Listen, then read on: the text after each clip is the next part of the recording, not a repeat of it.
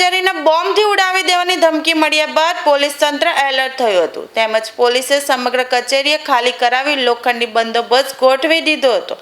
મળતી માહિતી મુજબ સુરત આરટીઓ કચેરીને બોમ્બથી ઉડાવી દેવાની ધમકી ભર્યા મેલ મળ્યો હતો, જે બાદ સાવચેતીના ભાગરૂપે તાત્કાલિક અસરથી આખી કચેરી અને પરિસરને ખાલી કરાવી દેવામાં આવ્યું હતું।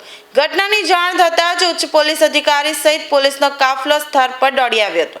એસઓજી બોમ્બ ડિસ્પોઝલ સ્ક્વોડ અને ડોગ સ્ક્વોડની ટીમોએ આરટીઓ કચેરી પરિસરમાં ખૂણે ખૂણાની તપાસ કરવામાં આવી હતી। સઘન સર્ચ ઓપરેશન બાદ પોલીસને કોઈ પણ પ્રકારની વાંધાજનક વસ્તુ મળી આવી ન હતી। કલાકોની તપાસ બાદ કોઈ શંકાસ્પદ વસ્તુ ન મળતા અંતે આ ધમકી અફવા સાબિત થઈ હતી।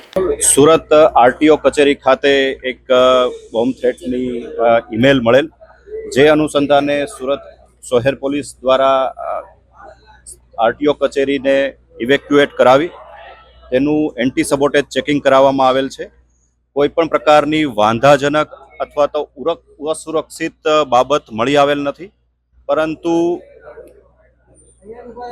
એક સુરક્ષાના ભાગરૂપે સમગ્ર કાર્યવાહી એસઓપી મુજબ કરવામાં આવેલ છે અને આજના દિવસમાં પ્રોપર ચેકિંગ ફ્રિસ્કિંગ સાથે તમામ આરટીઓના અરજદારોને એન્ટ્રી પણ આપવાની કાર્યવાહી હાલ ચાલુ કરવામાં આવેલ છે। ઈમેલ અંગેની તપાસ અલાયદા રીતે કરવામાં આવી રહેલ છે અને સાયબર સેલની ટીમો દ્વારા આ બાબતની આગળની તપાસ ચાલુ છે।